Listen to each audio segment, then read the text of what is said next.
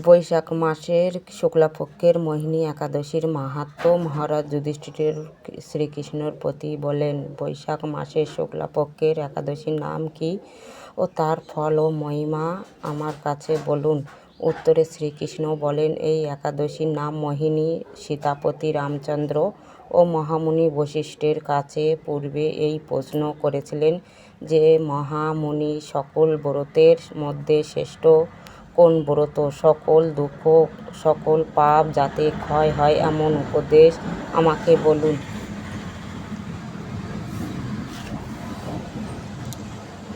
রাঘবের এই প্রশ্নের শুনে মনীষী বশিষ্ঠ বললেন, পরম মঙ্গলময় আপনার নাম,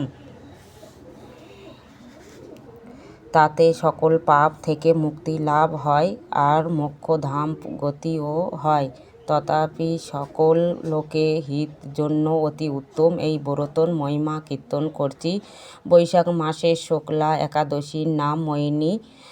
সকল ব্রত উত্তম, মহা পাপকেও বিনাশ করতে পারে। এই বিষয়ে এক ইতিহাস আছে, তার সংক্ষেপে আমি বলছি। সরস্বতী নদীর তীরে ভদ্রবতী নগরে দুষ্যন্ত নামে রাজা প্রজা পালন করেন।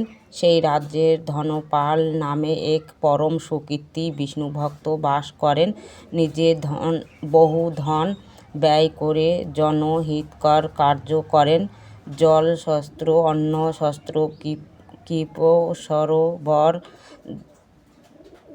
দাতব্য চিকিৎসালয়, বিষ্ণু মন্দিরও নির্মাণ করেন। তার 5 জন পুত্র, তার মধ্যে কনিষ্ঠ পুত্রের নাম দুষ্টবুদ্ধি, অতি কল ও পরপীড়ক ও সর্ব শস্ত্র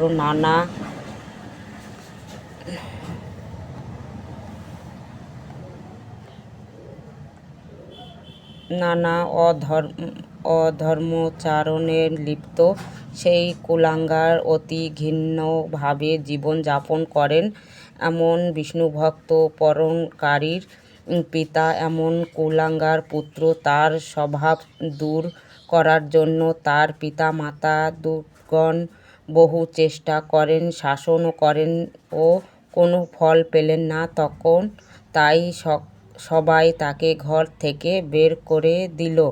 আত্মীয় স্বজন কেউ তাকে আশ্রয় দিল না। পথে পথে ঘুরতে লাগল। দুষ্টবুদ্ধি ক্ষুধার জ্বালায় চুরি করতে লাগলেন। তখন রাজা নগর দক্ষিণায় গৌরবে তাকে দণ্ড না দিয়ে বহু উপদেশ দিয়ে তাকে ছেড়ে দিলেন, কিন্তু বারে বারে সেই পাপ কাজ করতে থাকেন। তখন রাজা তাকে দেশ থেকে চিরতরে নিবাস দিলেন। তখন দুষ্টবুদ্ধি অন্য রাজ্যে গিয়ে বনে বনে ঘুরে ঘুরে ক্ষুধার জ্বালা কাতর হয়, পশু হত্যা করেন, ক্ষুণ্ণ বৃদ্ধ নিবারণ করল।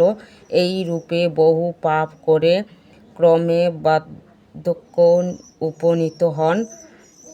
একদিন কোনো এক পুণ্যর ফলে সাধু সঙ্গ লাভ করল। মহামুনি কৈলাসের আশ্রমে উপস্থিত হলেন। তখন মুনিবর গঙ্গা স্নান করে অজ্ঞবস্ত্রে আশ্রমে ফিরছিলেন। তখন দুষ্টবুদ্ধি ভক্তি ভরে সেই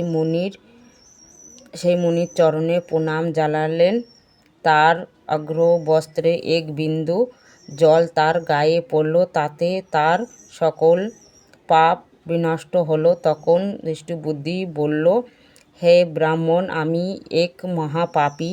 কোনো উত্তম প্রায়শ্চিত্তের জন্য আমাকে উপদেশ দান করুন।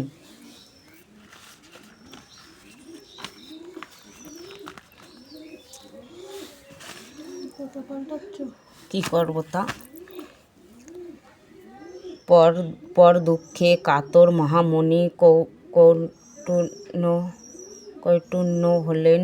শরণাগতকে বললেন, বৈশাখ মাসের শুক্লাপক্ষের মোহিনী একাদশী ব্রত করো, তোমার সকল পাপ বিনষ্ট হবে। সারা দিন ব্যাপী উপবাস থাকবেন, রাত্রি জাগরণ করবেন আর সদা শ্রীহরির চিন্তা করবেন।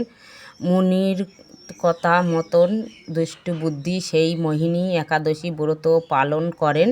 সকল পাপ থেকে মুক্তি হয়ে দিব্য রথে চড়ে বৈকুণ্ঠপুরে যাত্রা করল। সেই রঘুনাথ অজ্ঞানজনিতে সকল পাপ এই ব্রত বিনষ্ট হয়। বহু যাগযজ্ঞ দান বা তীর্থস্নানে এই মোহিনী ব্রত সমান নয়।